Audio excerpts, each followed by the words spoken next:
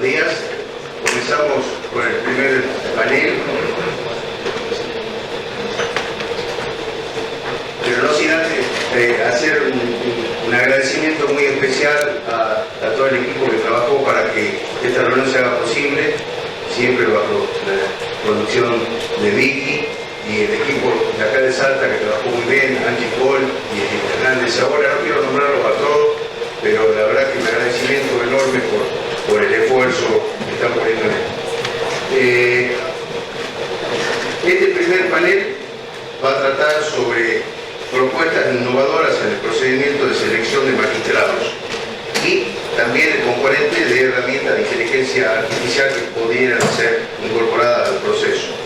En primer lugar, nos va a hablar la doctora María Cecilia Criado, de Río Negro, presidente del Tribunal Superior de Justicia del Consejo de Magistratura y del Jurado de Enjuiciamiento de la provincia de Río Negro. Adelante, doctora. Gracias. Buen día para todos, para todas. Realmente es un placer venir y compartir estos espacios con el COFECMA y que tanto disfruto en cada una de las jornadas que me tocaron compartir este año. No puedo arrancar sin agradecer, como corresponde, a la provincia de Salta, a los jueces de la Corte de Salta, al presidente del Consejo de la Magistratura de Salta también, y también, ¿por qué no?, a Victoria Recapito, que me parece el alma de la COFECMA y que creo que sin el impulso que ella le brinda, no sé si estas jornadas siempre se harían de la misma manera. Así que gracias a todos ustedes por estar acá y un poquito lo que me movió para presentar son consideraciones de lo que sucede en Río Negro, en mi provincia, y un poquito contarles cómo estamos tratando en Río Negro de revertir algunas situaciones que advertimos que merecen una vuelta de tuerca. Me estoy refiriendo en concreto a los procesos de selección, en este caso, de los jueces, magistrados y funcionarios que se realizan a través del Consejo de la Magistratura. Bueno, partimos de la base de un diagnóstico que el proceso de selección, en este caso de jueces y magistrados, muchas veces tienen exigencias del área técnica, pero que hay como una desigualdad en lo que le estamos exigiendo a nuestros empleados que pretenden ingresar a trabajar en el Poder Judicial, distinto de los jueces y funcionarios, como que las exigencias son mayores para los empleados que para los jueces y magistrados. Normalmente hoy alcanza con un examen, evaluamos antecedentes, un examen de oposición y una entrevista final con el Consejo de la Magistratura, cuando en realidad para los que ingresan como empleados del sector externo, además de los antecedentes del examen de oposición, de la entrevista final, entre medio se genera otra exigencia más que tiene que cubrir y satisfacer, que es aprobar la dinámica grupal. Entonces, esto me llevó a pensar en que, bueno, de qué manera podemos aplicar similares exigencias para los empleados que tienen obviamente menores responsabilidades a nuestros funcionarios y jueces en Río Negro. Entonces, tenemos varias cuestiones, ¿no? Por ejemplo, se advierte últimamente las falencias que tienen quizás los jueces o los secretarios a la hora de manejar o de liderar el grupo de trabajo. Y esto nos genera conflictos en el trato, desigualdades en las relaciones. Entonces, esto requiere el desarrollo de habilidades blandas que no siempre son ponderadas en las entrevistas que se efectúan en el Consejo de la Magistratura. Entonces, tenemos una limitación al momento de hacer esta entrevista en el marco de la entrevista con el Consejo de la Magistratura en pleno. Esto nos lleva precisamente al problema que tenemos una alta discrecionalidad al momento de hacer esa selección. ¿Por qué? Porque cada uno de los estamentos pregunta más o menos según lo que se le ocurre, porque estas preguntas no son siempre las mismas a todos los postulantes y por lo tanto generamos consciente o inconscientemente desigualdades a la hora de tener que decidir las respuestas que nos da cada uno de ellos. Es decir, no somos coherentes con todos y de la misma manera.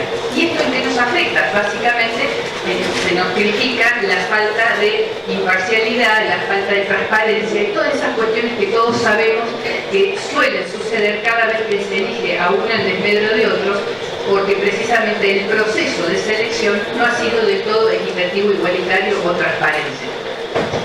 Entonces, esta entrevista personal, que no tiene esta metodología estandarizada, nos lleva a estas situaciones. Entonces, como yo les dije, tenemos que perfeccionar las habilidades blandas, las competencias blandas, y en eso es donde tenemos que empezar a indagar para ver si el funcionario en cuestión que estamos por elegir verdaderamente está a la altura de estas cuestiones. ¿Y cuáles son esas cuestiones que más nos importan? Saber cómo una persona puede ser un líder de grupo positivo, cómo puede gestionar el nivel de conflictos. A su vez también tenemos que saber si está preparado para empatizar con las distintas situaciones que se le pueden ir generando a lo largo del rol que pretende desempeñar. Y todas estas habilidades blandas tienen que ser sondeadas y no solamente alcanzan con 10 minutos que tenemos de la entrevista de preguntas cuando se reúne el Consejo de la Magistratura en sesión. ¿Cómo podemos canalizar esto? Normalmente la idea es que en esta entrevista final podamos empezar a hacer algún tipo de entrevista guiada, con preguntas estándar, pero también dejar algunas preguntas abiertas. Preguntarles, por ejemplo, ante determinada situación, ¿cómo actuaría usted? ¿Cuál sería su respuesta, por ejemplo, si tiene un conflicto entre empleados en su mismo juzgado? Ese tipo de cuestiones que nos pueden llegar a dar la pauta de verdaderamente si está o no en condiciones de liderar un grupo, de liderar los distintos conflictos. No nos olvidemos que hay muchos intereses dentro de un mismo juzgado por ascender a concursos de cargo de oficial mayor a jefatura de despacho. Son montones de situaciones que se dan y a eso tenemos que sumarlo un factor imprescindible, que es el manejo bajo presión del tiempo, el estrés laboral. En Río Negro estamos bastante preocupados por esta cuestión porque es algo que advertimos que se viene dando. Gente que ha accedido a los cargos porque realmente ha tenido muy buenas notas, pero que hace agua verdaderamente a la hora de tener que resolver, de trabajar bajo presión, de trabajar bajo estrés. O sea, los plazos existen y sabemos que tenemos que cumplirlos y hay que darlo todo y lo mejor posible para cumplir el debido tiempo. Las cuestiones que se resuelven fuera de plazo, para mí no constituyen resoluciones de estricta justicia. Una justicia que llega tarde deja de ser verdadera justicia. Entonces necesitamos aprender a trabajar con todas las presiones del mundo, que son internas y externas también, depende del cargo que asumimos, pero también necesitamos hacerlo dentro del plazo que los códigos nos mandan.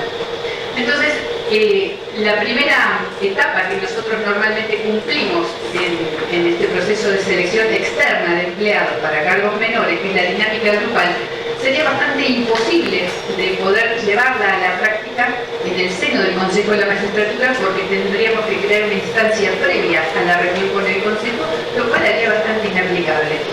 Para quienes no saben sucintamente, la dinámica grupal es un proceso de selección y evaluación que se hace de los que están postulando, se dividen en grupos, se les asignan distintos roles o tareas y hay observadores que van rotando y que en definitiva lo que no se busca es evaluar la respuesta generalizada, si es correcta o no, sino más bien cómo trasunta ese proceso cada uno de los que están concursando. Y ahí es donde evaluamos verdaderamente cómo es la relación en cuanto a la decisión, a la toma de la decisión, en relación al respeto por el tiempo que tiene, por ejemplo, otro concursante a la hora de exponer sus decisiones, si hay tolerancia, si pretendo sobresalir yo por sobre cualquier cosa, lo cual tampoco estaría siendo muy sano a la hora de compartir un equipo de trabajo, todo ese tipo de cosas.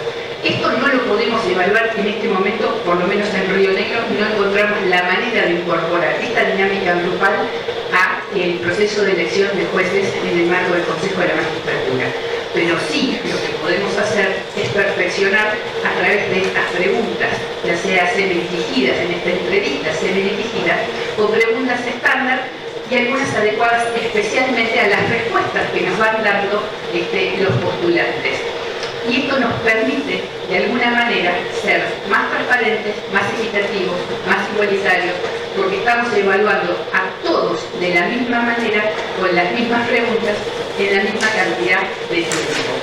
Lo cual, en definitiva, se traduce en una equidad y mayor transparencia y, por lo tanto, menor grado de reclamo a la hora de que quien se designe es fulano o mengano en función de los intereses que cada uno de los estamentos por ahí traen al seno del Consejo. ¿Cuáles son, como les digo las buenas, les digo las malas? ¿Cuál sería la desventaja que tiene este método que quizás estamos instaurando?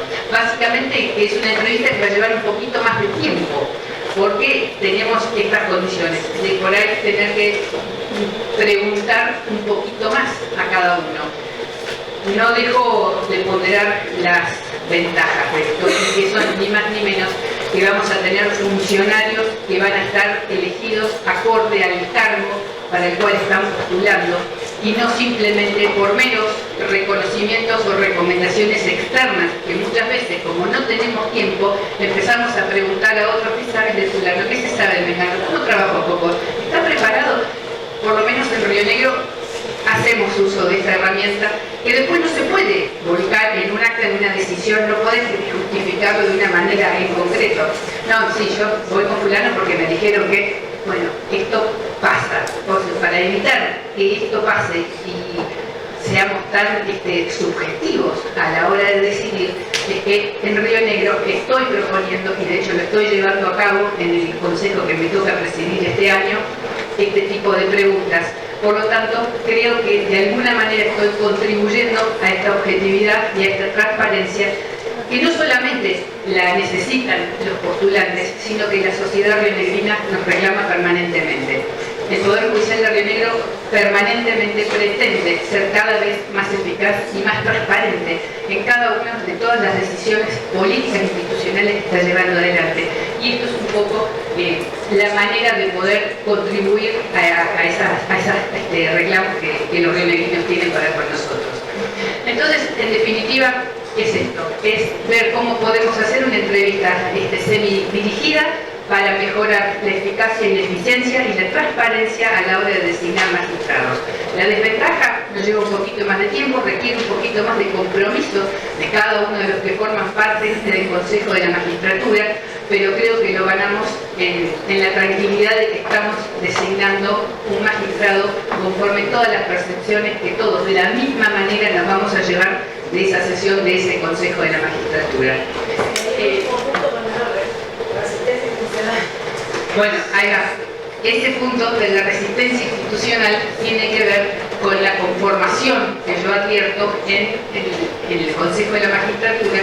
En Río Negro, les recuerdo, tenemos 3 legisladores, 3 representantes de la abogacía, el presidente de la superintendencia, del foro de cuestión que se esté tratando el asunto, y preside el presidente del Superior de la Justicia y el presidente del Consejo. Entonces, venimos con una tradición de que cada estamento tiene sus intereses propios, que es un poco lo que hablé la jornada anterior, cómo hacemos para vencer y elevarnos un poquito a modo de consejo y dejar esos intereses estamentarios de lado, para tratar de ser un poquito más conscientes que lo que estamos designando son funcionarios que adquieren inamovilidad, que tienen un montón de beneficios y que en definitiva le quedan adentro del Poder Judicial, y es el Poder Judicial quien tiene que trabajar con ellos.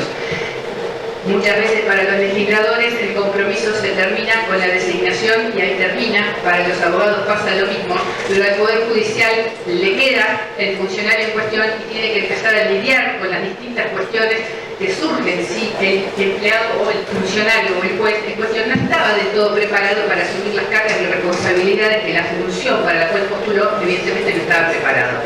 Entonces, esta es la resistencia a la que se alude ahí, También hay resistencia porque no muchos están de acuerdo en resignar en la discrecionalidad o en la facultad que tienen para poder designar y dejar de cumplir sus propios compromisos. ¿Sí? ¿Te puedo preguntar una cosita rápida? ¿Sí? ¿Cómo es el peso de la ponderación global? O sea, ¿cuánto pesa el examen en la nota total? ¿Cuánto los antecedentes y cuánto la entrevista? Nosotros tenemos 20 de antecedentes, 40 de antecedentes académicos y 40 en la entrevista.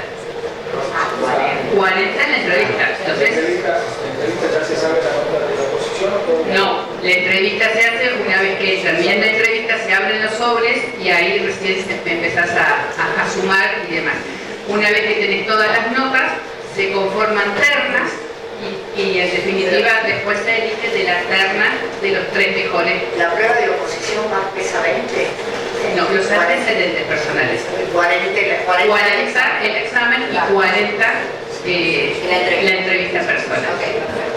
Bueno, en definitiva, esto es lo que venía a contarles, esta es la propuesta, esto es lo que nos está pasando en Río Negro, me parece que valía la pena compartirlo con ustedes, les agradezco de corazón y no puedo irme sin decirles que hasta el 2030 no nos vamos a volver a ver, suena un montón de tiempo.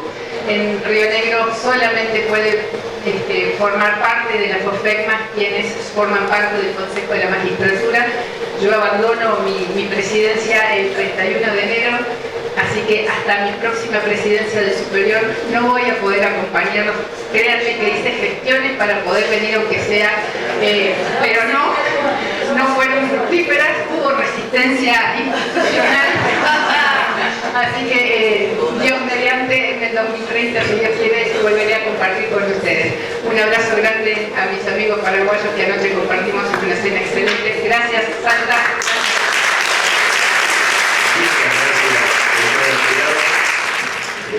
Seguimos con la segunda intervención en este panel, que va a estar a cargo de la doctora Guadalupe Valdés Ortiz. Ella es camarista civil y comercial, representante junto con el doctor Barrio Nuevo, que está aquí, por el estamento de magistrados en el Consejo de la Magistratura. Así que adelante, doctor. Bueno, ¿qué tal? Buenos días, bienvenidos a Salta. Los recibo como panelista local. Bueno, acá me invitaron a integrar este panel que es Innovación en Inteligencia Artificial.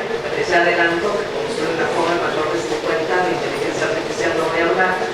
Voy a tratar de compartirles mi experiencia local sobre lo que nosotros como nueva gestión del Consejo propusimos como innovación en los reglamentos, que específicamente fue la presentación, la posibilidad de presentar un plan de trabajo. Antes que nada me presento un poco más completa. También me presentó en mi función, le presento el resto de mis circunstancias.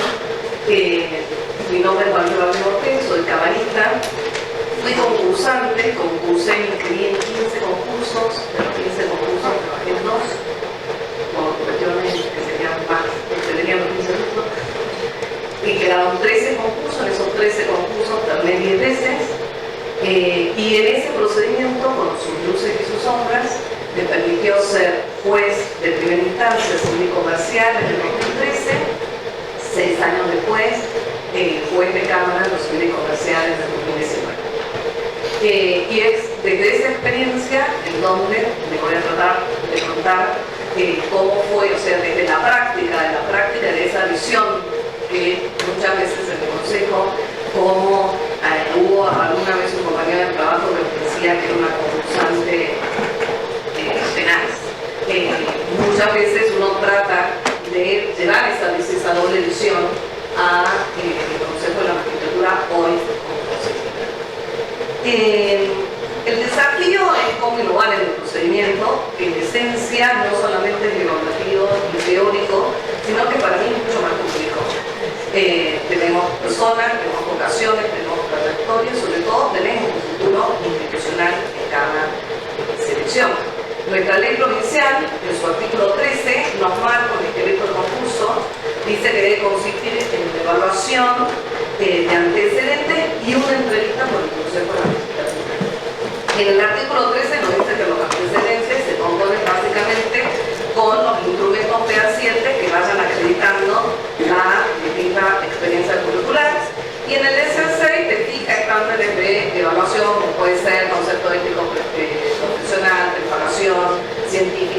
ha desempeñado cargos públicos, etc. Hasta ahí todo parece clarísimo, pero cuando uno está del otro lado, la pregunta es ¿qué significa evaluar? Y esa pregunta nos la hacemos tanto los consejeros como los concursantes cuando se concursan. En mi opinión, en el Consejo de la Magistratura, yo soy profesora de la facultad, pero en el Consejo de la Magistratura para mí evaluar significa medir fortalezas y medir debilidades. Y no cualquier fortaleza ni cualquier debilidad, sino las que resultan relevantes para ejercer la función pública, que en nuestro sistema es prácticamente vitalicia. ¿Y qué quiero decir vitalicia? Que tenemos en conciencia de que el cargo que se concursa, el que entra, sale jubilado, en el mejor de los casos, muerto, en el peor de los casos, excepcionalmente por jury, esperemos que no, o por renuncia anticipada, muy excepcionalmente y a veces hasta para evitar el sueldo. Así que no se trata de evaluar un examen, se trata de evaluar un proyecto de vida judicial. En esta evaluación se genera un eterno debate que es perfil versus conocimiento. El artículo 17 de nuestra ley nos dice que la entrevista tiene por objeto evaluar los conocimientos y las aptitudes del postulante en relación al cargo.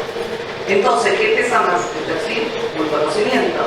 Y este tema siempre tiene dividido tanto a consejeros como a concursantes. Al que le va mal, dice es una entrevista que no mide perfil, al que le va bien, obviamente le puse la entrevista bastante. Hay quienes sostienen que el conocimiento tiene que prevalecer, porque si no, llegás a en el caso, por ejemplo, del magistrado, a la situación de un magistrado que puede ser arbitrario, porque el día de mañana, ante el conocimiento del derecho, sus sentencias se sustentan en su propia voluntad, en su propia decisión.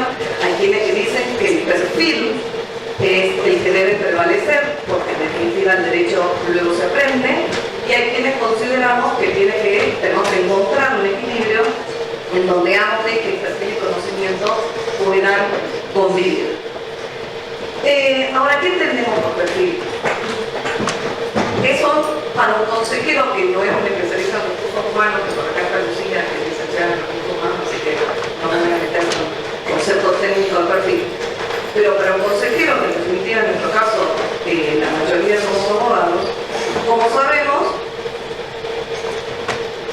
son esos conceptos que no podemos definir, pero que todos entendemos de qué se trata. Y para mí son cualidades personales que destacan un potencial. Y son como un componente de cosas: presencia, templanza, autoridad en la forma de expresión, empatía, claridad de expresarse, actividad mental, practicidad. Todo esto lo tenemos que percibir en una entrevista oral que dura 20, 30 y por el mejor de los casos 50 minutos. En ese contexto, cuando integramos el nuevo consejo, venimos todos con la energía de que empezamos una nueva gestión, todos queremos algo mejor, cómo hacer que ese proceso sea mejor, más transparente, más justo, cómo hacer una propuesta superadora de la gestión anterior. Y lo primero que hicimos fue incorporar y hacer hincapié en los principios de transparencia y publicidad que nos marcaba nuestro artículo 19 de nuestro reglamento, y mantuvimos la estructura del concurso en las 3 etapas tradicionales que ya venía manteniendo nuestro concurso de magistrado. Era admisibilidad, se hace el análisis titular y física psicológica, evaluación de antecedentes, como dijimos, simplemente la presentación de instrumentos y la entrevista, que la ley exige que sea integral y que nosotros la dividimos a esa entrevista en una esfera oral y escrita. Y que además es videograbada y que tiene la videograbación que a nuestro entender, creería que no hay nada más transparente, y se lo digo por experiencia personal, que poder dar tu propia videograbación en pantalla. La ley hace hincapié en un adjetivo específico que es integral, que la evaluación sea integral. ¿Para qué significa que sea integral? Es un adjetivo clave. Significa que evaluamos entonces tanto conocimientos como perfil. Y siempre en relación a los cargos públicos. La aptitud física, por ejemplo, cuando la ley dice evaluar la aptitud física y psicológica, se le exige al profesional que va a firmar esta aptitud que se pronuncie que tiene la aptitud física y psicológica para el cargo que va a ocupar. En la entrevista escrita le dice la ley que no solamente se va a analizar los razonamientos técnico-jurídicos, sino también los criterios prácticos vinculados al puesto. En otras palabras, nosotros tratamos de evaluar desde lo general a tratar de evaluar con la mayor precisión a la persona, siempre en relación al cargo.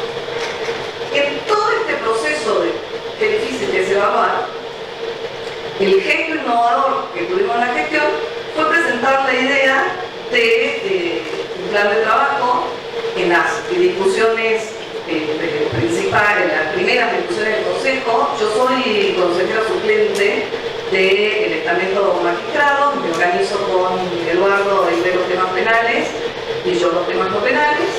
Entonces, en esta primera reunión estábamos los 18 consejeros, que votaban solamente 9, pero estábamos todos opinólogos presentes. Y en esa discusión que, parafraseando a mi amigo Eduardo Romani, muchas veces son interesantes, muchas veces son Boca River, River en la época de cada día, no precisamente. Y en esa discusión que realmente se plantea, es difícil plantear la solución que pueda ser más acorde de cómo evaluar una persona en tan corto tiempo con un trabajo trascendente y vitalicio, de cómo va a funcionar por los próximos 40 años y si la expectativa de vida se sigue corriendo y ya dicen que se corre para los 110 años, es complicado, es complejo. Gabriel Girán, que es el presidente del Consejo y que justo estaba concursando para la Universidad Nacional de Salta como titular de la cátedra, nos dice, miren, pasó esta experiencia, nosotros en la cátedra vos tenés que presentar de manera obligatoria un plan de trabajo que describa cuál es la propuesta que vos tenés respecto de cómo vas a hacer como titular de cátedra, cómo vas a hacer la propuesta de trabajo, de cómo vas a llevar la cátedra. Entonces digo, ¿por qué no trasladamos esa idea al Consejo? Esa idea trasladada al Consejo solamente podría ser vía reglamento, porque nosotros no tenemos obviamente competencia legislativa y no le podíamos dar a ese plan de trabajo ningún otro alcance que no sea simplemente una idea, una posibilidad, nos pareció como muy potente, muy poderosa la idea de que el concursante frente al cargo que le interese tenga la posibilidad de presentar un plan de trabajo si él considera o no cuál es su propuesta de lo que va a hacer si es que sale designado. Así nace el artículo 33 de nuestro reglamento interno, que dice, hasta la fecha fijada para la entrevista escrita, los concursantes podrán acompañar un plan de trabajo que permite evidenciar el modo en que su perfil colaboraría a mejorar el servicio de justicia desde el cargo al que aspira. Este plan no es obligatorio, por las razones que acabamos de explicar, no es calificable, por las razones que acabamos de explicar, es potestativo y es una herramienta de expresión. No suma puntos, pero sí suma percepción. Por eso lo que yo te hablaba hace un rato, de que si nosotros en una entrevista tenemos que tener percepción, finalmente tenemos percepción, el plan de trabajo ayuda o colabora o suma a esta percepción. Permite descubrir candidatos con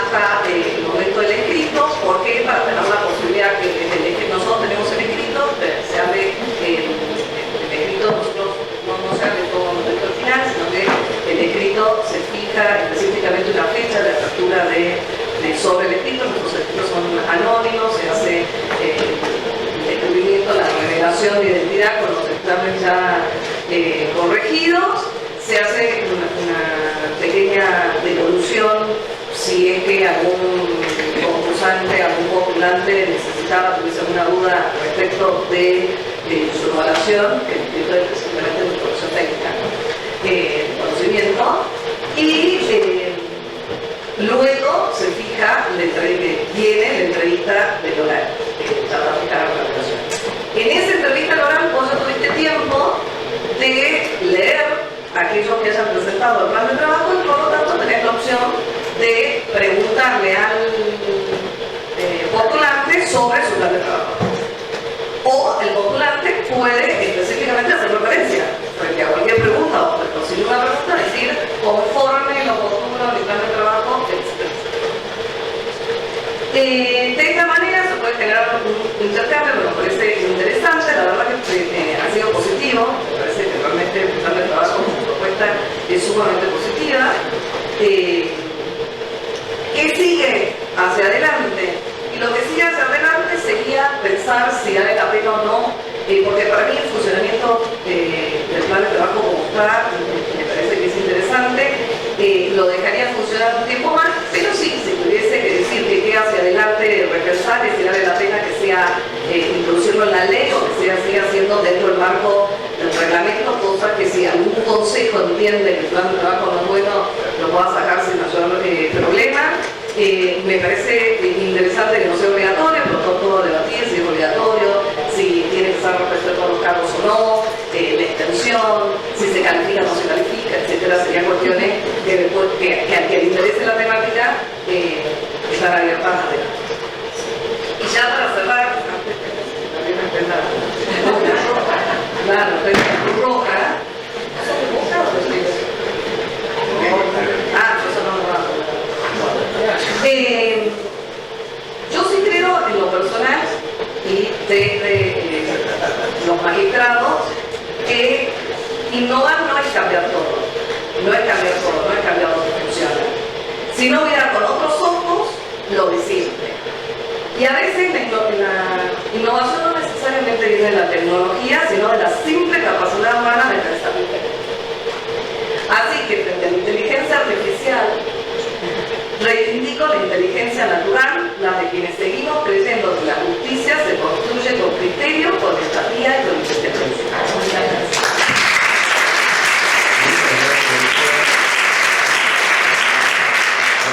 Estamos llevando muy bien los tiempos, arriba a las dos primeras posiciones. Si quieren hacer alguna pregunta a la doctora Valdés Ortiz. Adelante. Buenos días.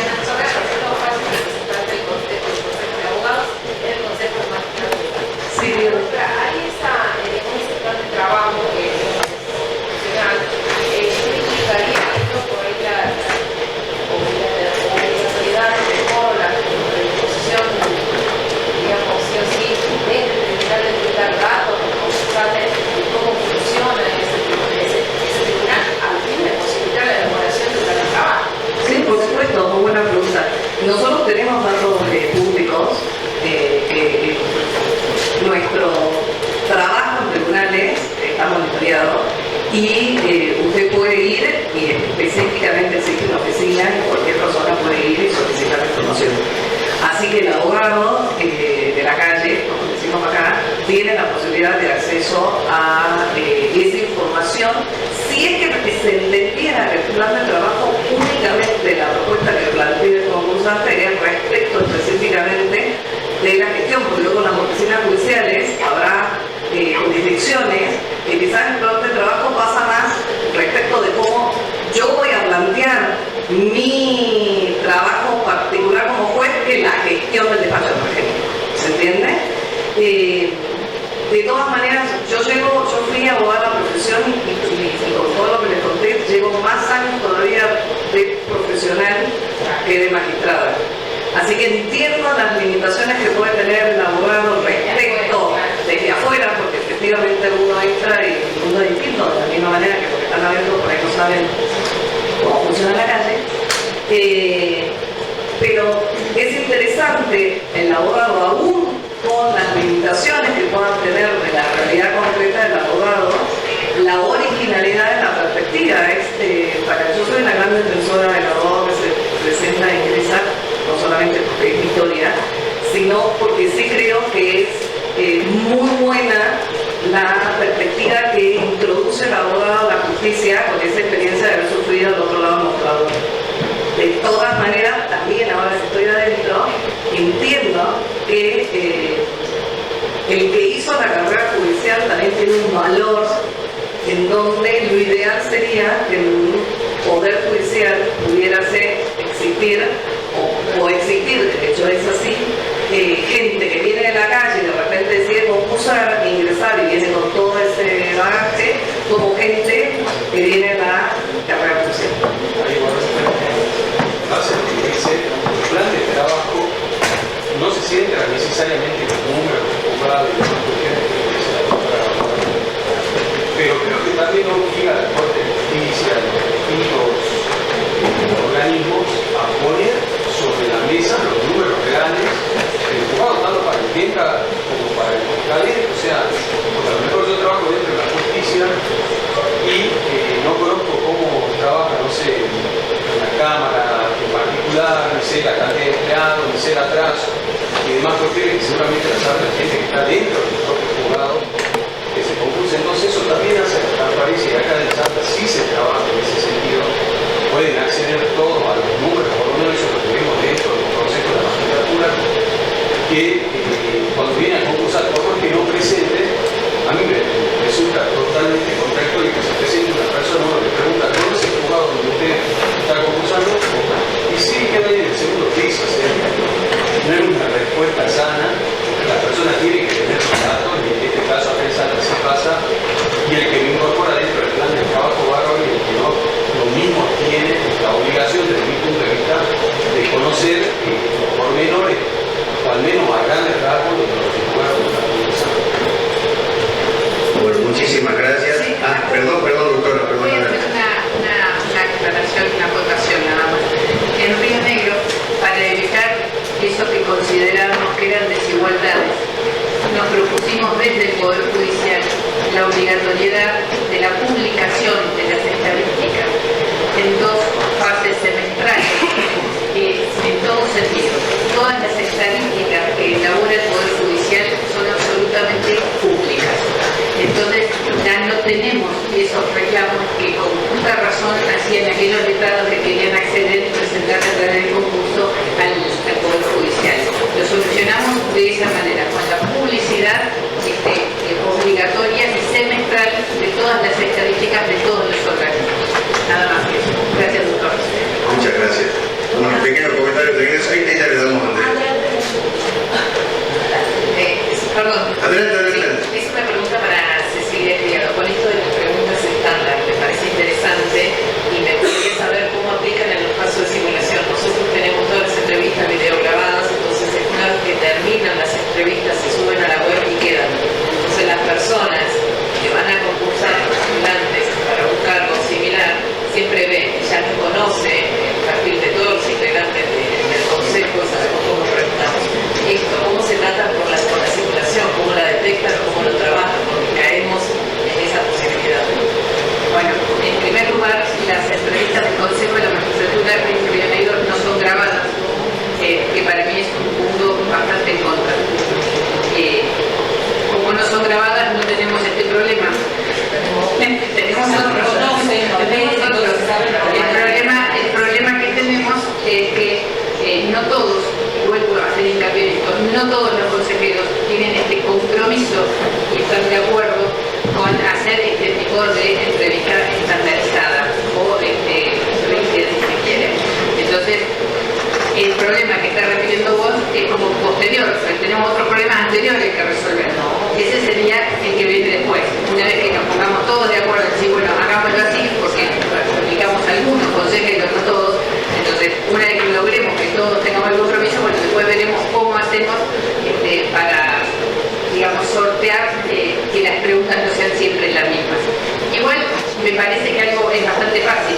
O sea, no solamente la pregunta puede ser distinta, sino que lo que más se pondera es qué grado de respuesta se da a esa misma pregunta. Y no hay una sola respuesta que sea la correcta.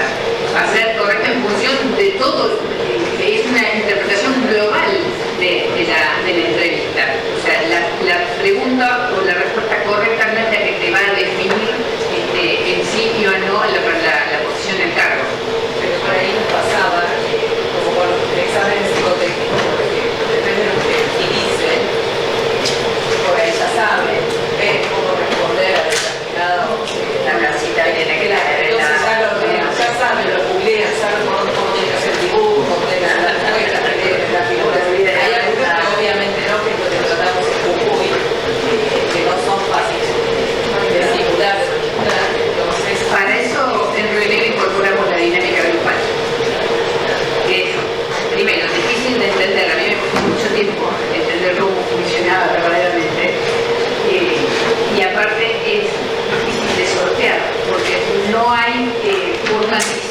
qué es lo que se va a tomar.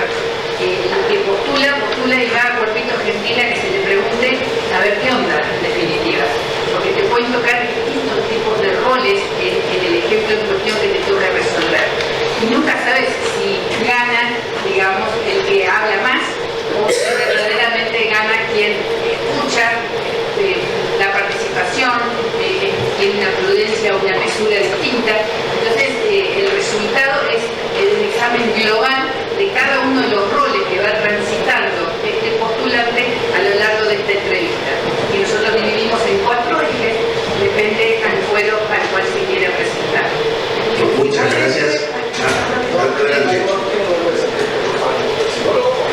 No, nosotros preparamos y capacitamos a nuestra gente de recursos humanos, de la Dirección de Gestión Humana, conjuntamente con el equipo que tenemos de clima laboral, que está compuesto por un psicólogo y además también por una, los que eran asistentes sociales y yo no me acuerdo, trabajadores sociales. Yo no hice uso, pero sí creo que debatiría el tema de las preguntas internalizadas. Se lo digo como concursante serial, que yo creo que si vos vas a concursar un cargo de juez, en donde vos vas a tener asuntos complejos, vas a tener abogados complicados, personal que gestionar, en cualquier instancia, en donde vos te vas a hacer cargo del patrimonio de las personas, de la libertad o de la vida de las personas, tenés que estar sujeta a que te pregunten lo que quieran, independientemente de qué es lo que te preguntaron a la anterior o posterior. Eso es lo que yo entiendo, así concursé, y si al otro le preguntaron a Amparo y a vos te preguntaron el plazo para pegar el pagaré, no sé, digamos todo, yo creo que a mí me resulta diferente. Yo soy una persona que tengo que estar lo uno o lo otro, o tengo que saber salir de la pregunta que van a hacer. Doctora, sinónimo de polemizar. Perdón, que de eso se trata. Bueno, entonces polemicemos. Lo que quiero Lo único que decir sí le pido a la tarea ingrata del moderador es tratar de hacer cumplir los tiempos. Pero me parece buenísimo. Hagamos intervenciones breves, nada más. contesto esto simplemente. Alguna está blanca, pues se puede poner. Simplemente quiero contestar eso. Las preguntas que acaba de decir la doctora son de carácter técnico y lo técnico nosotros ya lo evaluamos. Lo que estamos evaluando en la entrevista son otras cosas. Que eso también está sujeto a debate. Si la entrevista tiene que ser solo de absolutamente perfiles y si el perfil no puede involucrar conocimiento. Eso no es eso, claro. Entonces, estamos sujetos al debate. Yo lo pensaría y lo seguiría debatiendo si la susceptibilidad del concursante es lo que pesaría frente a la importancia del cargo que vas a concursar. Pero es sujeto a la demás que no estés de acuerdo. A mí hoy me interesa mucho más tener jueces que puedan dirimir los conflictos entre el propio personal, que puedan jueces que soportar las presiones internas y externas y resolver en plazo. Porque sé que los contenidos técnicos y académicos yo los tengo cubiertos con la nota del examen técnico. Por lo menos ahí donde estamos, tenemos las jueces por acá. Quiere hacer una pregunta. Adelante, Perdón, doctora. sí, yo de nuevo me disculpo, la pregunta es crear. Esas habilidades blandas de las que se habla en su exposición, ¿no pueden estar contenidas en el informe psicotécnico o no pueden, digamos, ser planteadas por el psicólogo? No siempre y no siempre tenés la misma percepción, porque no siempre se mira desde el mismo lugar. No alcanza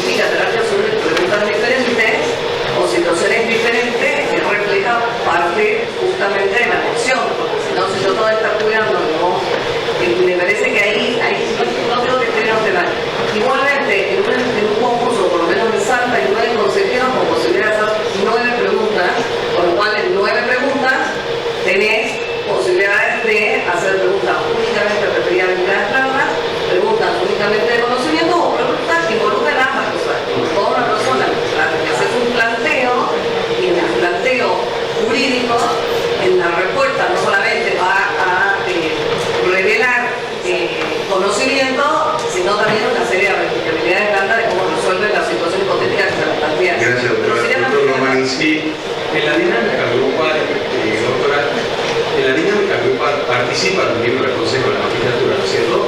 No, sí, pero la pregunta es... No, sí lo escuché, pero por eso, para poner el contexto de la pregunta. Ahí no estaremos delegando de alguna manera también parte de la entrevista saliendo de los consejeros de la magistratura. Si yo delego parte de la entrevista a terceras personas, estoy delegando parte de mis funciones como consejero, ¿o no sería así? No, porque precisamente la dinámica grupal en el ámbito del Consejo de la Magistratura es impracticable, por lo menos con la estructura y el sistema que tenemos hoy. Entonces yo no estoy delegando nada, lo que estoy es perfeccionando la técnica para tratar de mejorar la selección del magistrado y funcionario para el cargo para el cual está postulando a través de esta entrevista guiada o de preguntas pautadas, etc. Ese es el asunto. No aplico la dinámica grupal a la selección de los magistrados. Bueno, muchas gracias. Senador, adelante. Gracias, Gabriel. Me permito introducir un tema que está en el temario, creo que es una herramienta que puede venir a aportar bastante acá, que es la inteligencia artificial. Yo, ahora te cuento de la inteligencia artificial, basta, déjenme hablar. Creo que, sin duda, la función principal de los consejos de la magistratura es elegir el mejor juez posible, Ahora te cuento. pero en el marco del uso de herramientas y de criterios objetivos y transparentes. Acá en eso puede aportar la inteligencia artificial y la dejamos a ver. Gracias, compañero. Doctora, pero la última ya empezamos. Sí. Perdón. No, es nuestra presidenta local, la tenemos que dejar hablar. No, quería nada más aportar que si bien estamos en una etapa de transición, pero vamos decididamente hacia ello, estamos yendo hacia las oficinas judiciales, ya tenemos varias. En ese marco, analizar el manejo, la capacidad de manejo, la actitud de manejo de equipo y qué sé yo, para los jueces ya no va a ser tan necesario, porque el juez va a estar en una oficina tomando sus decisiones jurisdiccionales con un secretario, y quien tenga el manejo del equipo va a ser un funcionario. Entonces, bueno, nada, eso, que creo que varias provincias estamos yendo hacia ese lugar, así que por ahí quedaría como desplazado el interés tan relevante como lo manifestaste vos, doctora, me parece, ¿no? En Río Negro, a los funcionarios a cargo de la oficina judicial los elige el Consejo de la Magistratura. Claro, nosotros no. Entonces, tenemos especial interés, porque hay una persona que maneja 40 personas. Por eso aclaraba que para nosotros no era... Muchísimas gracias, profesor Agofín. Vamos a continuar con la tercera intervención de este panel, a cargo de la doctora Camila de la Torre, que es consejera del Consejo de la Magistratura del Poder Judicial de la Nación. No, un par de cosas mientras tanto, porque me parece interesante hasta que ponemos la presentación. Quiero levantar algunos conceptos de hoy a la mañana, ¿no? El vicegobernador hablaba de la necesidad de contribuir en un estado de reforma permanente al fortalecimiento y al perfeccionamiento institucional. Habló de la transparencia y vos hablaste de los momentos difíciles que estamos viviendo. Y esos momentos difíciles se ven justamente en la opinión pública. El Poder Judicial es uno de los, una de las instituciones, uno de los poderes del Estado con una de las peores imágenes. Y creo que FOFECMA tiene que ser un espacio en donde nos desvelemos permanentemente en cómo hacemos para revertir esa imagen que tiene la sociedad de la justicia. Y la única manera que vamos a lograr que esa imagen sea revertida es a través de la selección, y además, bueno, después está toda la parte de disciplina, ¿no? Pero la selección de realmente los mejores, de una manera mucho más transparente. Y ahí la tecnología es nuestra aliada. Entonces, vamos a contarles un poco. Yo lo tengo, perdón. A ver, vamos a ver si funciona el mouse. Sí. Bueno, nosotros en el Consejo de la Magistratura Nacional somos 20 miembros. De esos 20 miembros que tenemos representación de distintos estamentos, yo represento a la abogacía, somos 4 abogados, 4 jueces, 4 senadores, 4 diputados, 2 académicos y el presidente del Consejo de la Magistratura, que es el presidente del Consejo de la Corte Suprema de Justicia.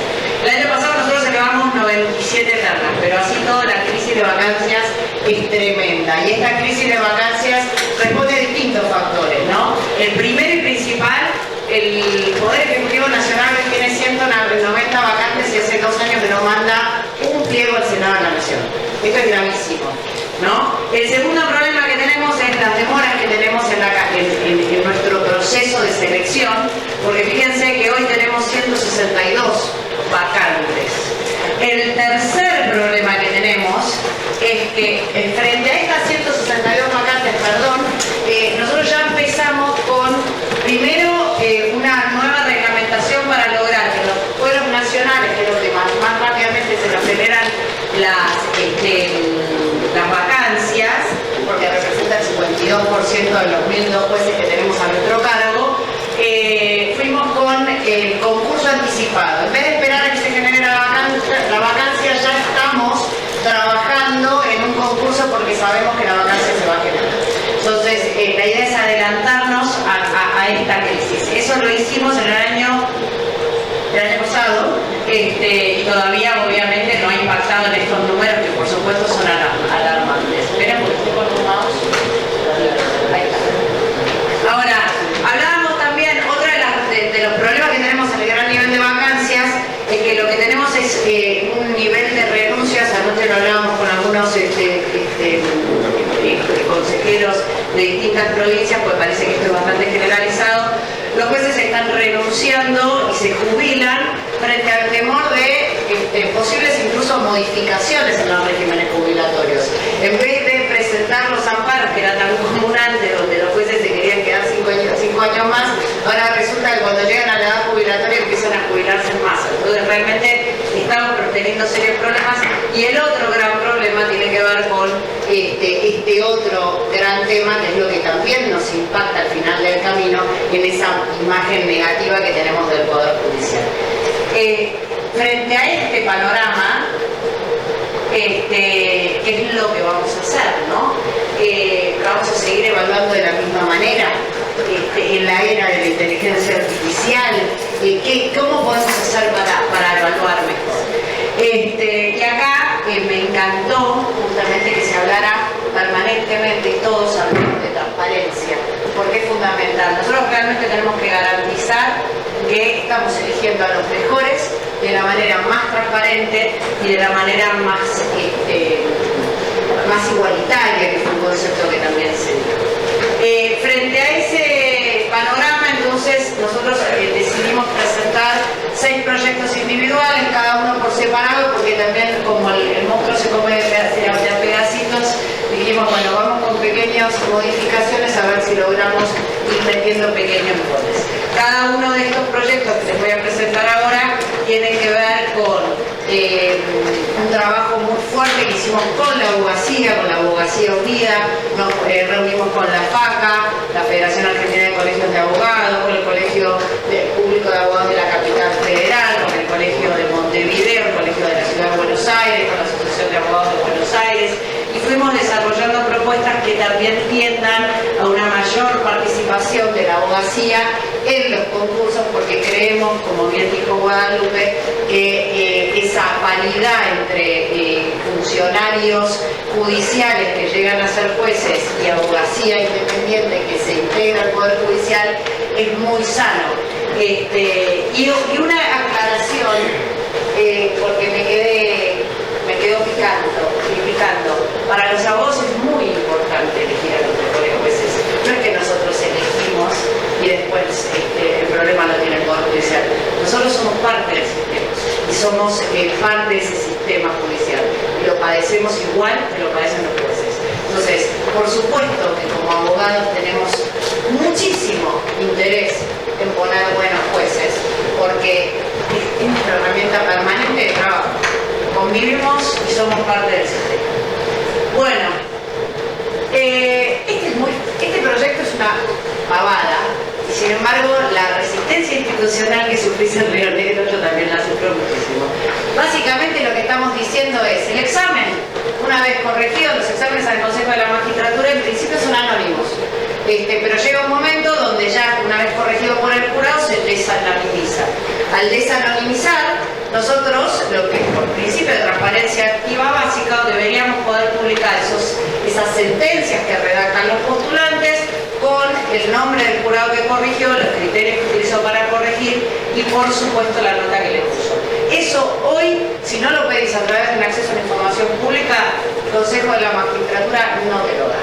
Los únicos que pueden ver los exámenes son los postulantes y por supuesto los consejeros de la magistratura, pero esto es un tema de gravedad institucional porque hace a nuestra transparencia y la resistencia institucional también levanta muchas suspicacias. El segundo tema tiene que ver con los criterios de puntuación que los jurados utilizan al momento de corregir el examen. Lo que nosotros venimos viendo es que en párrafos muy escuetos y además con fórmulas casi estandarizadas, los jurados terminan generando criterios demasiado ambiguos y con esa fórmula mágica sacan una nota que a veces con un párrafo muy similar vemos que hay un postulante que saca 89 en ese caso y otros que sacan 48 y quedan afuera del examen. Y uno se pregunta cuál es la diferencia entre uno y otro. No puedo ver el examen porque no me lo publican y además lo que me dice el jurado respecto de esa sentencia es bastante mal. Entonces acá lo que fuimos a buscar es generar una especie de discrecionalidad reglada al momento de ponderar, donde nosotros tabulemos y definamos y nos pongamos de acuerdo entre los consejeros en un número determinado de cuestiones que el jurado debe evaluar para darle a la fundamentación que se tiene que hacer de esa nota algo más estandarizado, homogéneo, pero además mucho más transparente. Básicamente estas son las propuestas que nosotros tenemos en estos criterios de evaluación y con criterios de ponderación que ven allí, que al total del camino suman los 100 puntos, que es la nota máxima que se puede sacar a un concursante, ¿no? Estos, por supuesto, son 12 criterios que nosotros entendimos válidos, pero por supuesto que dentro de lo que es el Consejo de la Magistratura Nacional estamos súper abiertos a someterlo a discusión, ¿no? Con el resto de los consejeros. Por supuesto, por supuesto. Y es más claro al momento de poder impugnar el examen. Luego tenemos acá ya la inteligencia artificial. ¿Qué nos pasa? Yo desde que entré al Consejo de la Magistratura en 2022 hasta la fecha, lo único que veo al momento de los exámenes son exámenes que por una u otra razón tienen un inconveniente en el planteo del caso. En el Consejo de la Magistratura Nacional nosotros tenemos por sorteo 4 jurados que se eligen de listas que nos mandan de profesores titulares de universidades nacionales. Esos 4 jurados sorteados tienen la obligación de realizar 4 casos que ponen en un sobre cerrado, papel madera, cinta scotch, firman y entonces todos nos quedamos tranquilos de que la trazabilidad hasta el momento del día del examen de eso que está metido en el sobre cerrado está intacta. Pero no solamente tenés un problema con la trazabilidad, sino que además cuando vas a abrir el examen, cuando finalmente sorteas el bolillero, lo que pasa en lugares donde además viajan cientos de postulantes, porque nosotros tomamos los exámenes con criterio federal, vamos a la jurisdicción donde el examen se toma, entonces a veces los postulantes viajan a Ushuaia, por ejemplo, con sus valijas de libros y resulta que si vos le anulás el examen porque el caso está mal planteado, lo haces pelota, pobrecito. La verdad que es una maldad.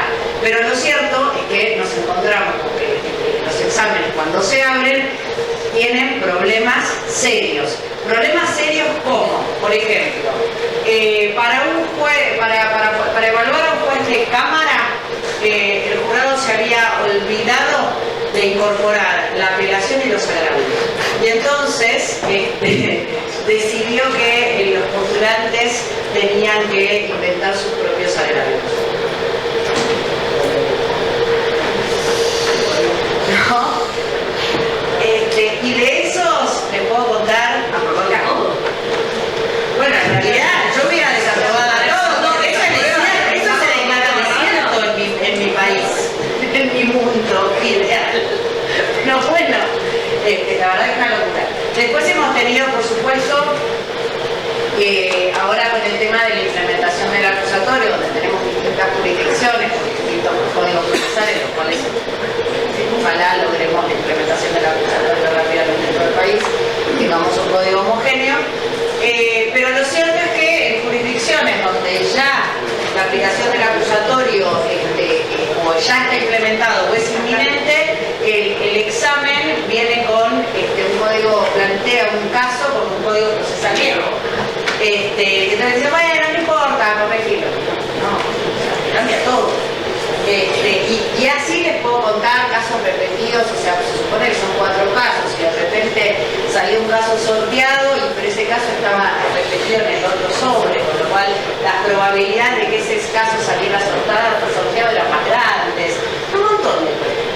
Ahora, ¿qué se nos ocurrió entonces para resolver esto?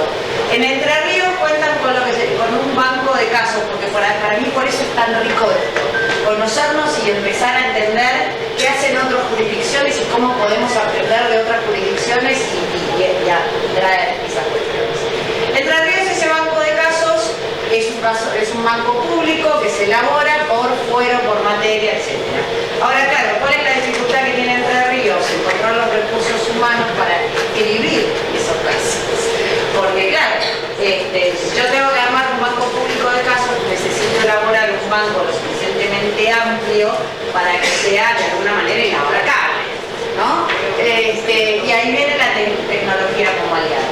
Porque nosotros perfectamente podemos agarrar las sentencias que son públicas, procesarlas a través de la IA, darle un buen prompt a la IA para que elabore con criterios homogéneos y estandarizados la cantidad de casos que querrán por fuera y por materia. Entonces, lo que querés garantizar es el ALIA, la aleatoriedad del sorteo. Yo quiero primero que el banco sea público, porque además hemos tenido situaciones en donde sabemos que el postulante tuvo el caso antes de tiempo. Entonces, primero tiene que ser público y transparente, y el sorteo tiene que ser digital, porque hoy todo eso está al alcance de la mano.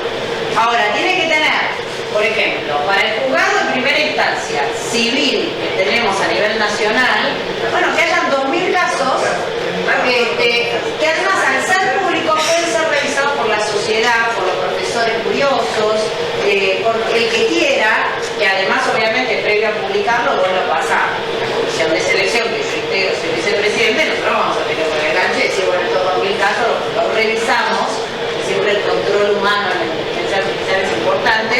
Hemos revisado los casos, son homogéneos también, porque la otra cosa que te pasa es que hay un examen para un concurso determinado que tiene un nivel de simpleza abismal.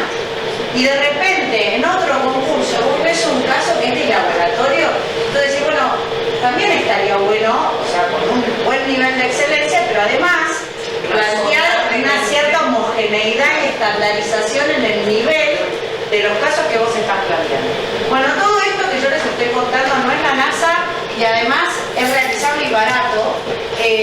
La resistencia institucional es inmensa dentro del Consejo, pero lo cierto es que yo esto no soy una simple abogada que me pone un poco de cabeza, esto yo lo vi con gente del sector privado, público, expertos en inteligencia artificial.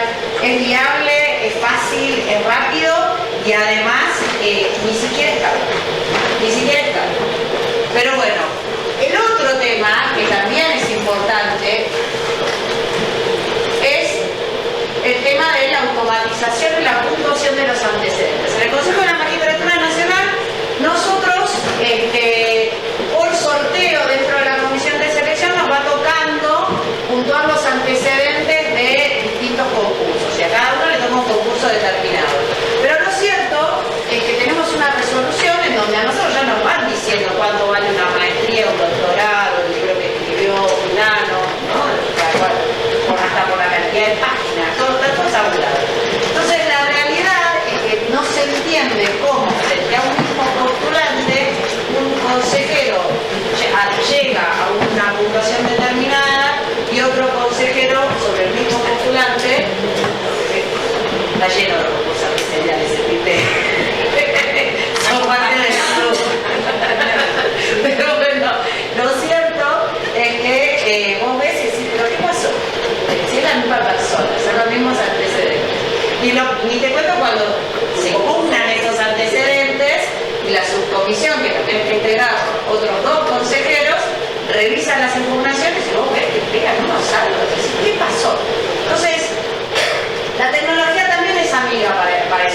¿Por qué? Porque la persona que ingresa su currículum, sus antecedentes, lo hace de manera digital. Ingresa sus antecedentes a una plataforma, ingresa su currículum y toda la documentación respaldatoria.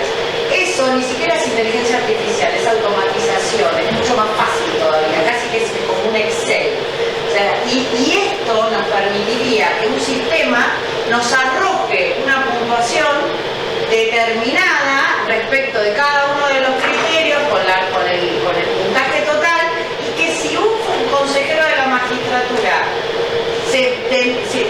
no está de acuerdo, porque de vuelta esto nunca es eliminar el control humano, sino que simplemente lo que se busca es que la tecnología sea nuestra aliada al momento de fijar estándares y ser mucho más objetivos y autolimitarnos en la capacidad discrecional que tenemos en el Consejo de la Magistratura.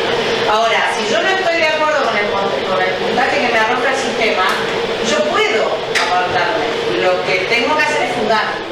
Entonces ya la cosa cambia. El quinto proyecto tiene que ver con la ponderación global, y por eso te preguntaba cuánto pesa la entrevista. ¿Cuánto pesa la entrevista? ¿Cuánto las 3 etapas? Nosotros tenemos 50 de antecedentes, que es por ley, y 50 de entrevistas que se divide 25 de texto, 25 de texto. Das antecedentes. Das son antecedentes por ley. Bueno, yo tengo una idea loca. Pero nosotros no tenemos la culpa. Pero yo tengo una idea. Acá hay. No, está bien, nosotros también tenemos una ponderación bastante, que de hecho yo estoy atacando la ponderación, porque por suerte, a diferencia de vos lo tenés por ley, nosotros lo tenemos a tiro de resolución. Porque todo esto que yo estoy planteando son modificaciones que las podríamos hacer internamente, no necesito ley. Ahora, ¿qué pasa? En el Consejo de la Magistratura Nacional, la prueba de oposición pesa el 50% de la nota.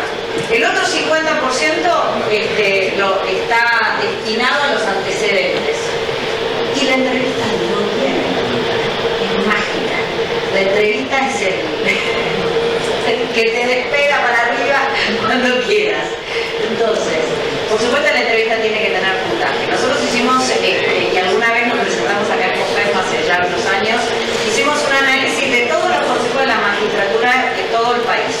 Y lo que fuimos viendo en materia de ponderación es que la gran mayoría le da mucho más peso al examen escrito, a la prueba de oposición, que a los antecedentes, y que en la gran mayoría la entrevista sí tiene puntaje.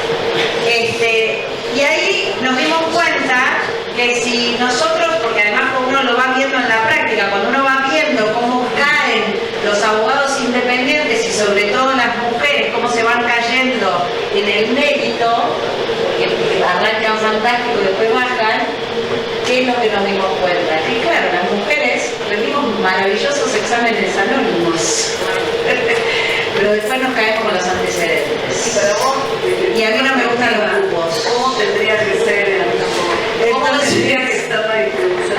La distribución, que además nos ayudaría a los abogados independientes también a concursar, que dicho sea de paso, el nivel de participación de los abogados independientes en los exámenes, en los concursos para jueces federales y nacionales, no supera el 5%, 5 o 6% anual.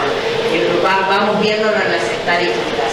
Y eso tiene que ver un poco porque el abogado está desincentivado a concursar, porque sabe que no llega, básicamente. Y no llega por estas cuestiones. Entonces, el examen que es anónimo, si nosotros logramos, esto que les digo, con el examen que tenemos hoy, la verdad que no sé las cosas como están, pero si nosotros logramos mejoras en la calidad, en el cómo evaluamos y cómo transparentamos ese examen, lo ideal sería que pese un 50% de la nota global.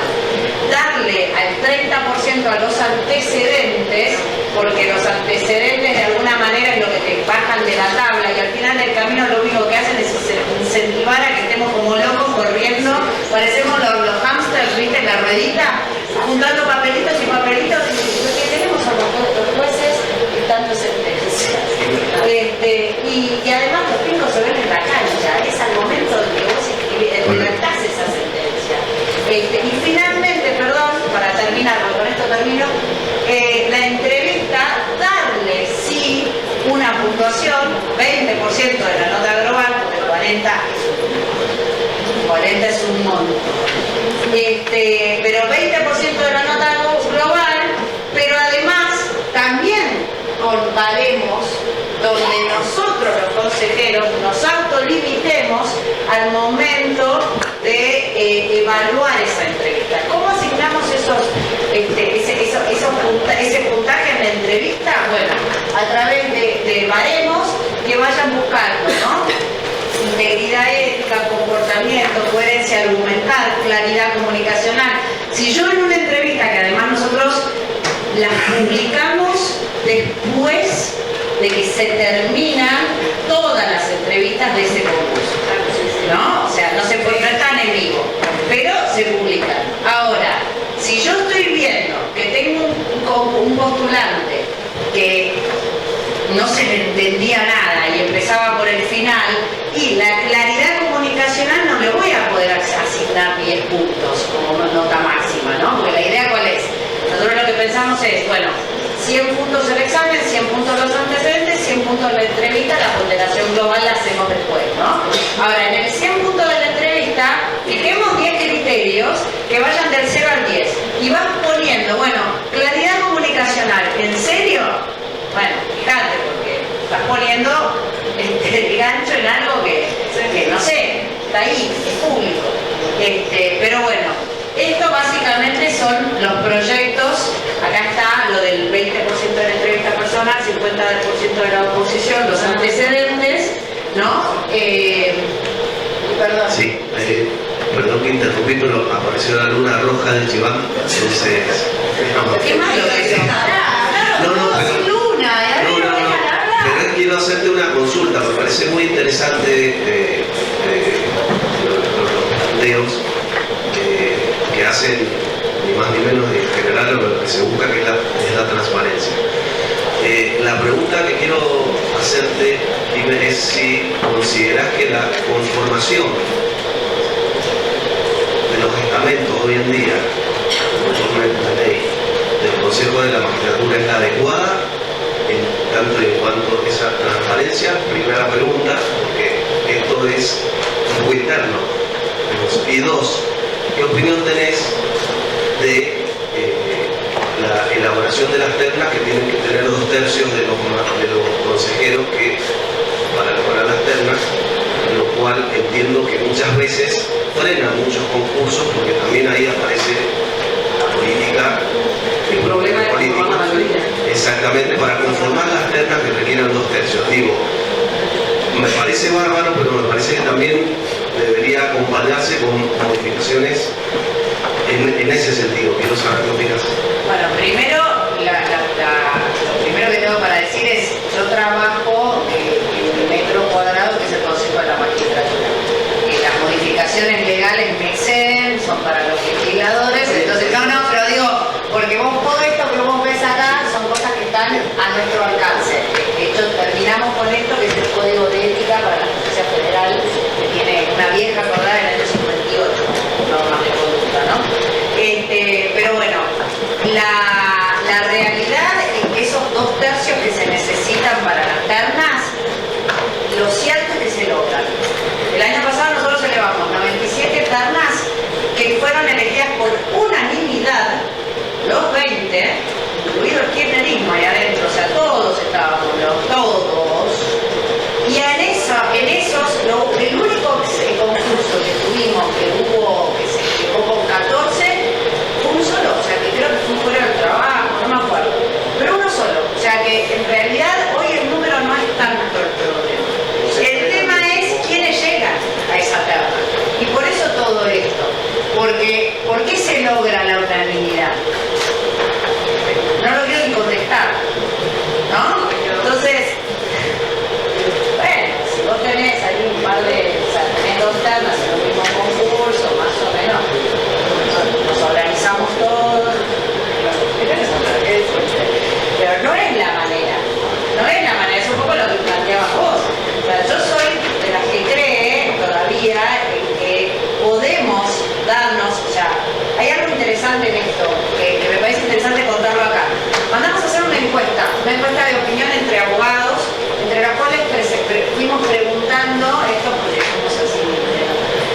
nos fuimos preguntando cuáles eran los problemas que tenemos los abogados con respecto a la justicia, un montón de cuestiones, pero un dato que me llamó muchísimo la atención. Porque además el porcentaje era muy elevado, y ahora no me lo acuerdo bien, pero creo que era arriba del 70% de los abogados que fueron encuestados, que fueron por 498, casi 500 abogados en todo el país, creen que los consejos de la magistratura deben existir. Están convencidos de que es una buena herramienta. Pero después, esa misma gente te dice, pero no funciona. No funciona como debiera. El espíritu fue bueno, no están funcionando. Entonces lo que nos tenemos que preguntar es cómo hacemos para que funcionen mejor.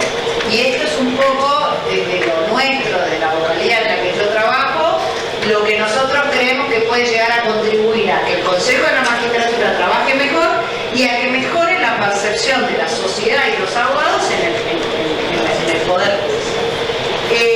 Luego me preguntaste sobre el equilibrio estamentario. ¿Qué decirte? La Corte dijo que este número era el número mágico.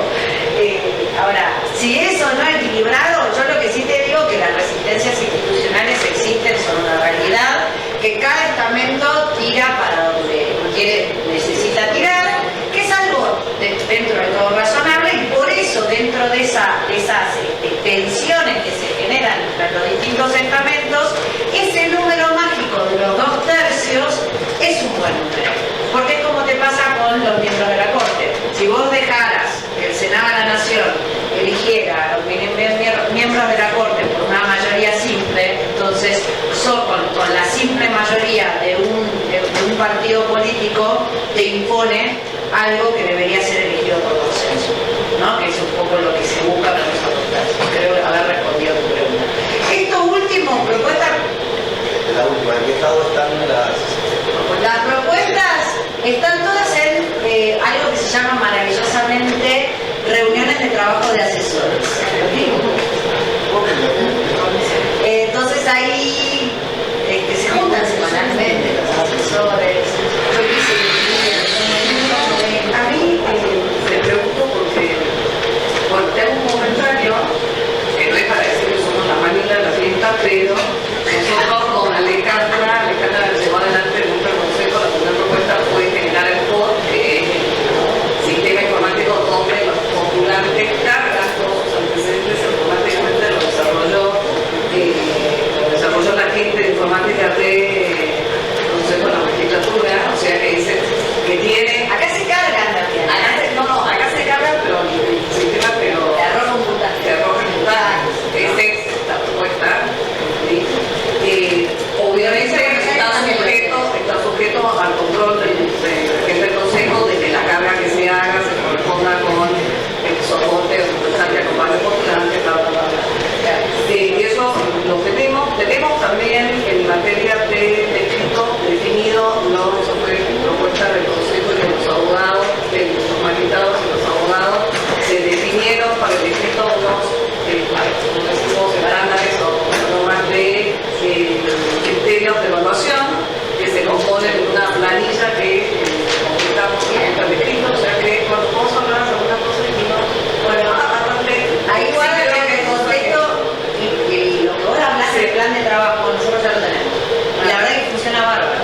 Y esta posibilidad de que te presenten un plan de trabajo es parte de ese perfil que de alguna manera vos querés medir en la entrevista. lo que sí me preocupa, y es una pregunta que no tiene respuesta, solamente una pregunta, digamos, Casi retórica. no retórica, no es una pregunta retórica, es para que ponga la gente si es posible, es que a mí, esto fue en discusión cuando hablamos o discutimos del mejor procedimiento, es el tiempo que tenemos un procedimiento, porque si todo el procedimiento concursal lo tenemos tan perfecto, además del tema de costo, es un tema de tiempo. Entonces vos terminás diciendo, si vos tenés medido, porque si vos decís, tengo que medir una discrecionalidad, tengo que hacer esto, tiene que poder ver, tiene que poder controlar, tiene que poder, todo eso lleva tiempo. Entonces sí, que hay cosas que hay que darle cierre, porque no un procedimiento de concursal. No, coincido, pero en realidad lo que yo te estoy planteando debería acelerar, no ralear. Pero tenés medido cuánto es el tiempo. Hoy el tiempo promedio es cuánto, por eso fuimos a la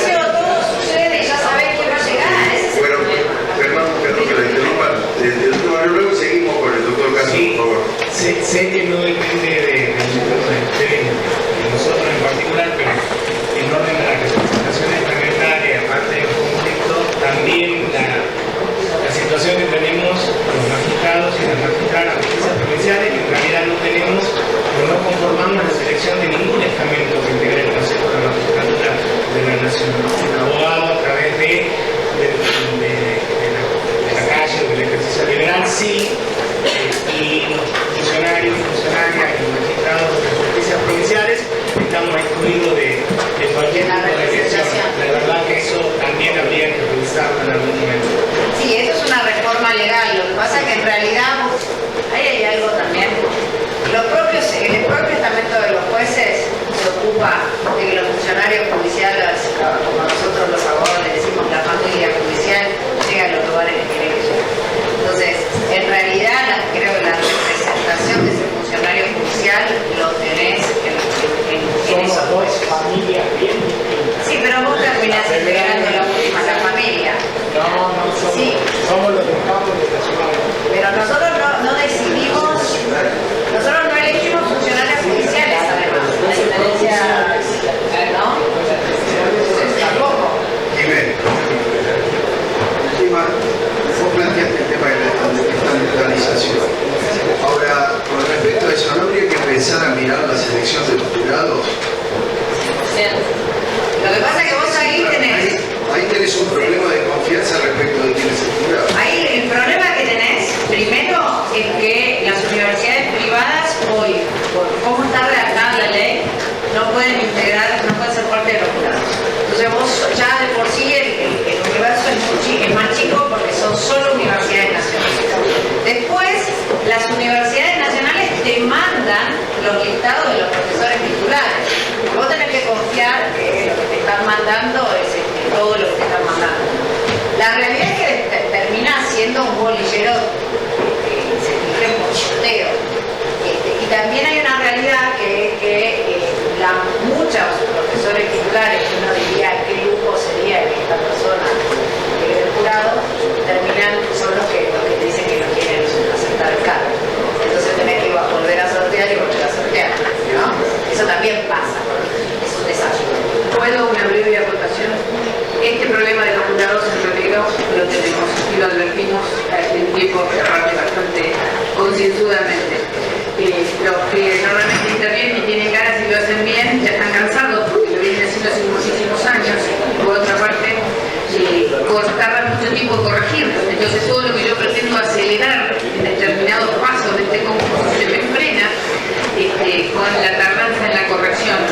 Entonces estamos pensando seriamente en abrir un área, un departamento dentro del propio Poder Judicial, un área que esté designada exclusivamente a evaluar y corregir y tomar exámenes y nada más. O sea, se les va a pagar por hacer eso, de esa manera evitamos el renuncio porque tengo que hacer otras cosas, no puedo porque precisamente como tengo otras áreas y esto lo hago de onda, te lo corrijo cuando puedo. De esa manera pagaríamos sueldos para personas que estén exclusivamente calificadas para tomar exámenes, corregir y finalmente brindarlo en tiempo y forma. Es un proyecto que tenemos en 2030 si lo pudimos hacer. Gracias.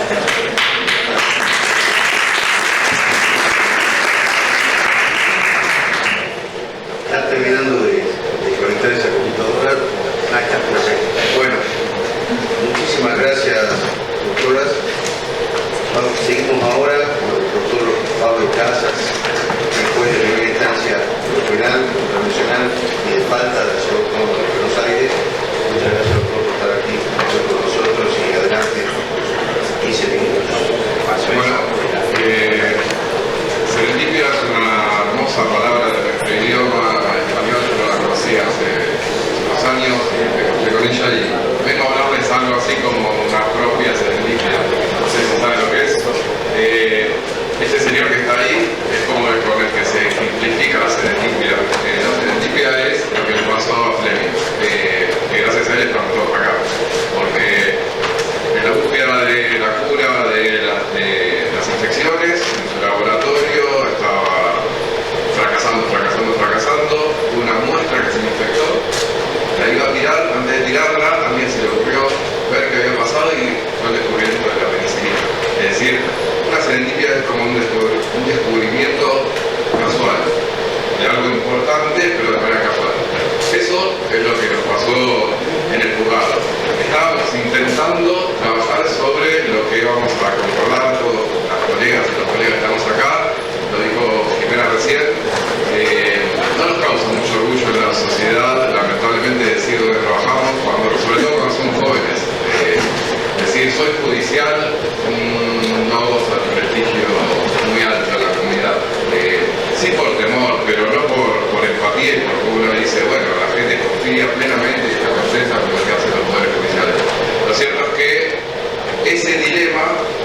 más de 30 años que trabajo en el Poder Judicial. Cuando asumí como juez hace 10, dije ojalá pueda hacer algo para demostrar que hay algo de injusticia en esa mirada. Yo creo que hay algo de injusticia en la falta de confianza y la percepción que hay. Hablamos en la hermosa cena que tuvimos ayer de que realmente hay muchos más éxitos en la tramitación judicial que errores, pero bueno, los errores son los que marcan lamentablemente, porque la prensa, la comunicacional tiene que ver con el fracaso, con los errores y como lo vi.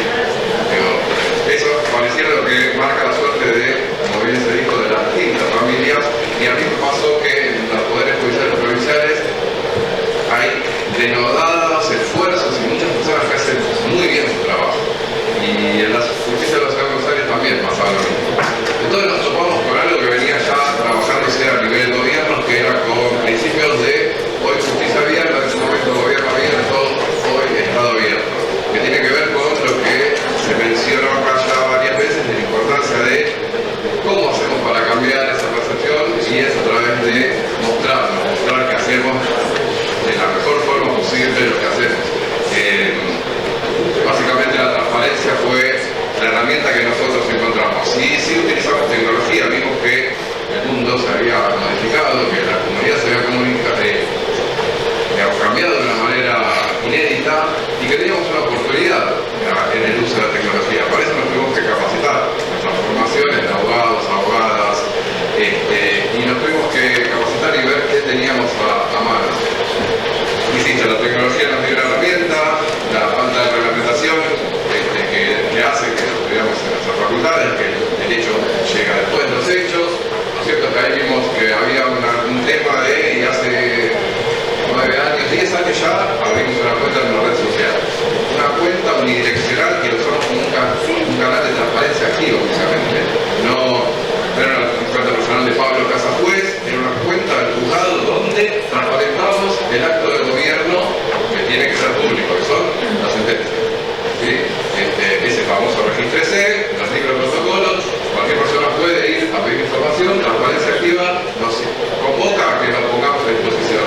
Pero vimos que había un desafío por formación. Yo fui docente de Derechos Humanos durante 15 años en el CBC, en la Universidad de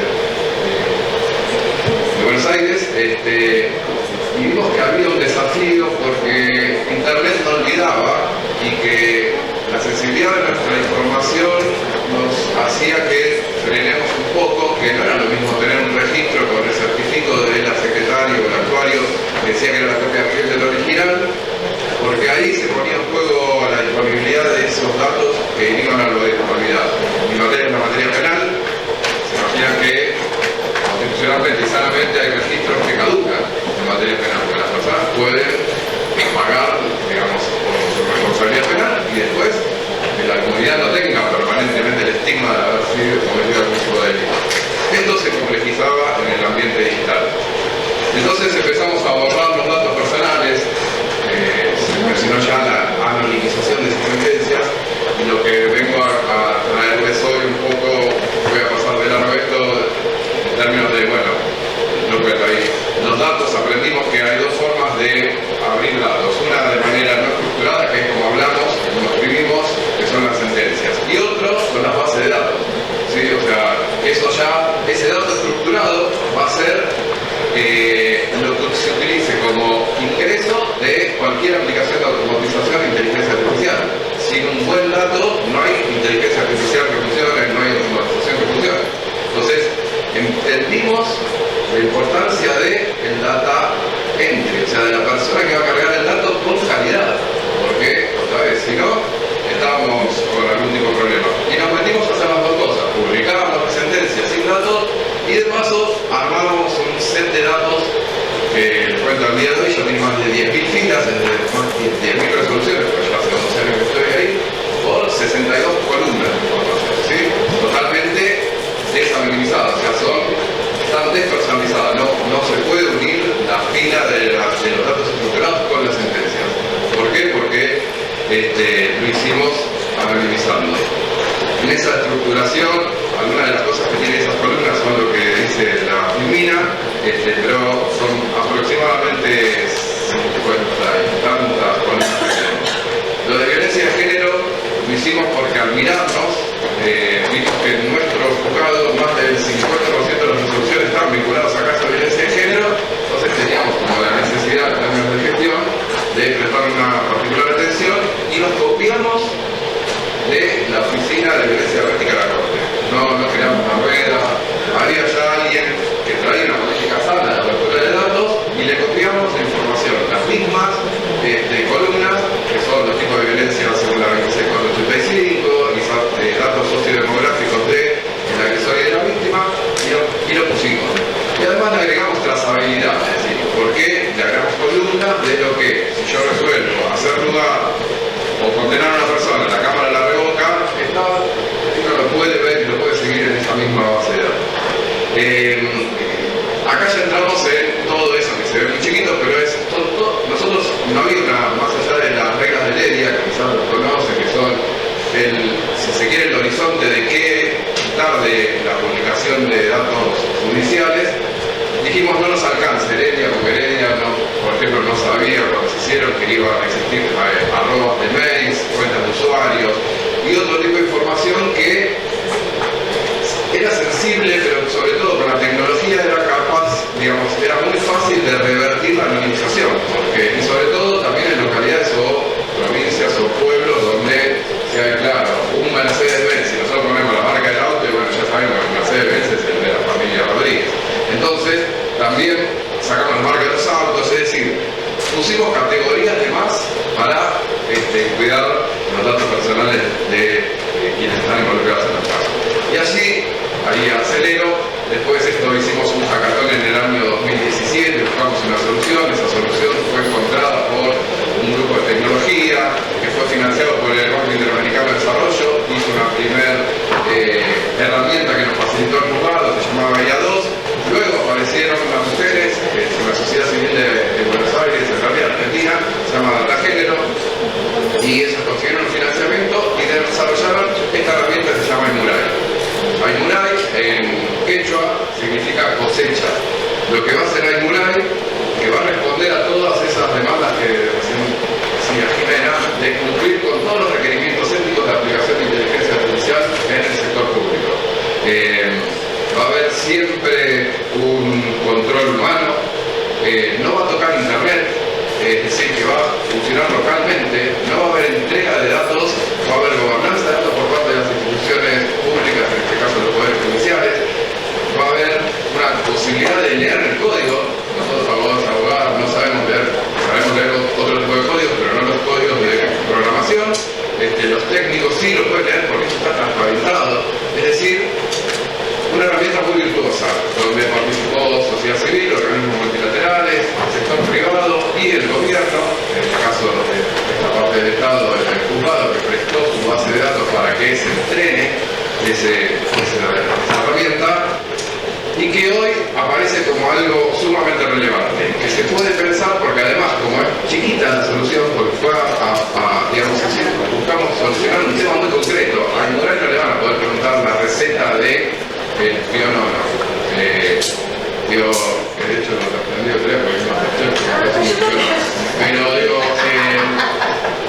a Aimuray no se le puede preguntar otra cosa que lo que se diseñó para hacerlo, que quitar los datos personales y otra cosa que después se los puedo tomar, porque Aimuray en quechua significa cosechar, y lo que hace, trabajamos para derribar resistencias institucionales y culturales, y es que no esto va a generarnos trabajo, pues no, la herramienta nos ayuda a hacer esa base de datos estructurados. En el caso de violencia de género, cuando lee la sentencia Aimuray, detecta si es un caso de violencia de género y autocompleta la base de datos estructurada. ¿Sí? Entonces, dice, bueno, este es un caso de violencia de género, la mujer tuvo escuela secundaria, tienen hijos en común, hay violencia económica, física, psicológica, simbólica, y nos llena todo eso. ¿Sí?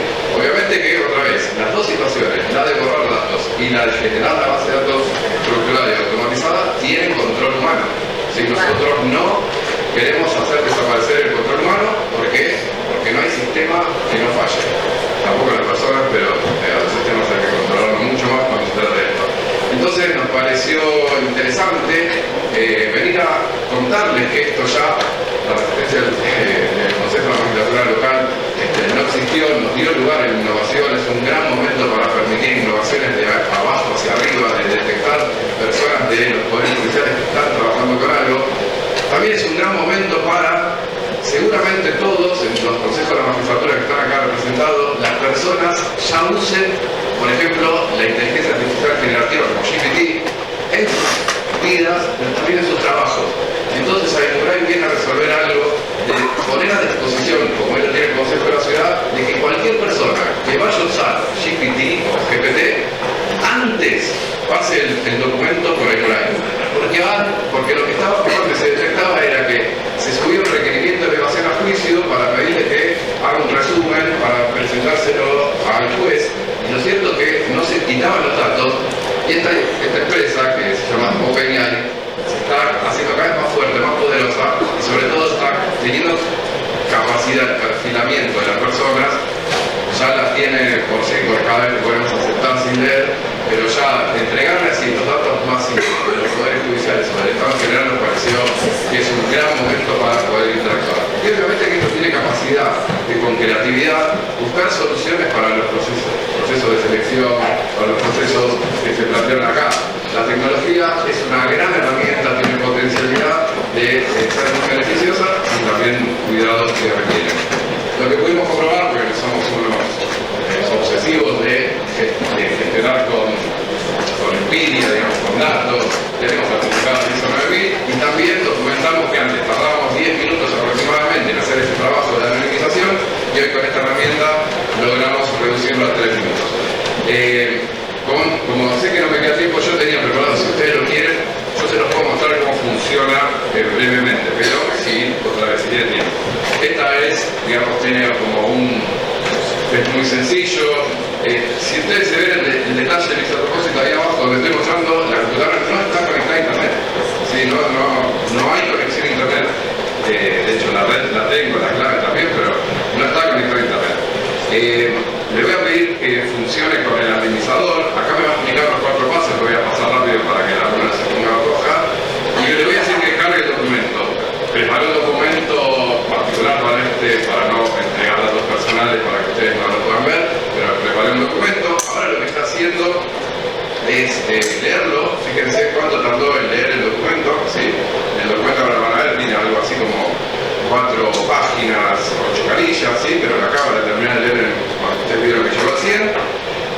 Y este es un caso de Pío Tristán, que creo que en Salta lo conocen, el señor, seguido respecto de Martina Silva de Burruchaga, y entonces me detecta que Pío Tristán es una persona, pero yo le digo, en realidad, olvídate que es una persona. Vengo acá y le digo, mirá, yo te voy a decir que es un acusado, y si tengo más de un acusado le puedo poner un sufijo, entonces voy a marcar que Pío Tristán es un acusador con un sufijo, y me va a dar, perdón, acá, acusado, y acá le pongo el sufijo 1, por ejemplo, y lo voy a aplicar. Entonces ya, si ven, pasó a decir Pío Tristán acusado 1.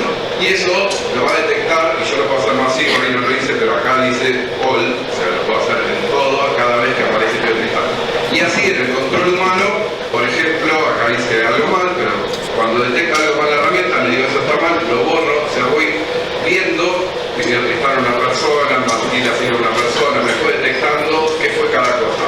Cuando las etiquetas que ven, y lo voy a pasar y le voy a decir que me anonimice el documento como si lo hubiese revisado ya, todo lo que va a hacer es justamente trabajar sobre esto y quitar los nombres de las personas y dejar las etiquetas. ¿Para qué? Para que sea legible. Entonces yo puedo leer que el acusado 1 le propinó golpes a la víctima 1, se entiende que vivían en tal lugar y una localidad, no me va a dar la localidad, pero hace elegir el documento y no es que me lo va a cambiar por XXX. Por suerte terminó, esto ahí me lo va a guardar, lo voy a buscar en la carpeta de descargado, me lo va a guardar con el mismo nombre que tenía el anterior, pero va a decir anonimizado, lo voy a abrir y el detalle es que me devolvió con el mismo formato que tenía la sentencia, o sea, con el copete, con el logo, o sea, me destruyó el formato cuando lo trabajé, pero me lo devuelve con el mismo formato que tenía, y como ven, acusado ya dice persona, víctima dice persona, Y básicamente acá quedó lo de acusado 1, que fue donde lo hice mal, pero quiero mostrarles que es una herramienta que en un tiempo, la verdad que más que aceptable, hizo este trabajo que nos permite tener publicitadas absolutamente todas las sentencias. Después, si quieren, me piden, yo les muestro